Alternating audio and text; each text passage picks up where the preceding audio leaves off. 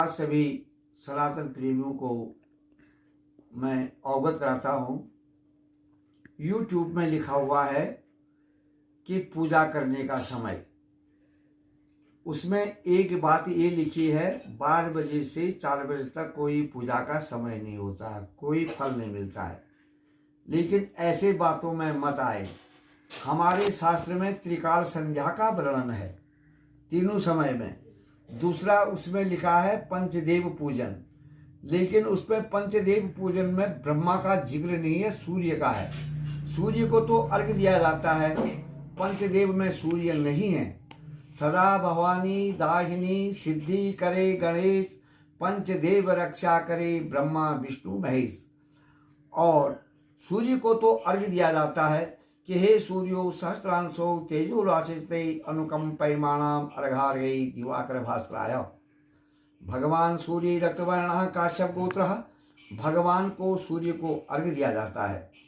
फिर उसी में लिखा था कि जन्म के समय सूतक जन्म में नहीं होता है, जन्म में क्या होता है नातक, और मरे में सूतक होता है। नातक का अर्थ है कि बच्चा हो गया, पिता माता नाना नानी दादा दादी चाचा चाची। तो ऐसे YouTube के चक्कर में मत रहें। और फिर लिखा है उसी में कि आरती कैसे करें खड़े होकर के, लेकिन हमारे कर्म कांड में हमेशा आरती घुंटे टेक करके, दोनों घुंटों को जमीन में टेक करके होती है। जमीन में टेक करके इसको कहते हैं नीरांजनम। इसलिए कोई भी हमारे सनातन धर्म का अपने मन से किसी चीज को न कहें और न ऐसे लिखें। इसको सनातन प्रेमियों को इसमें जो सही है उस पर, जो गलत है किसने वो चैनल बनाया, कौन ये दे रहा है।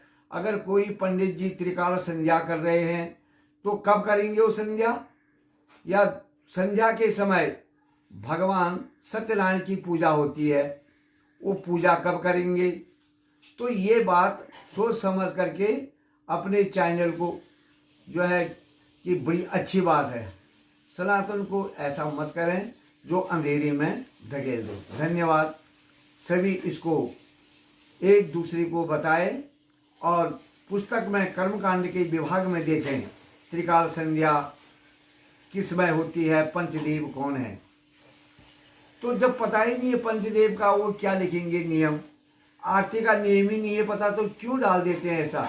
सरकार को और बड़े बड़े धर्मगुरु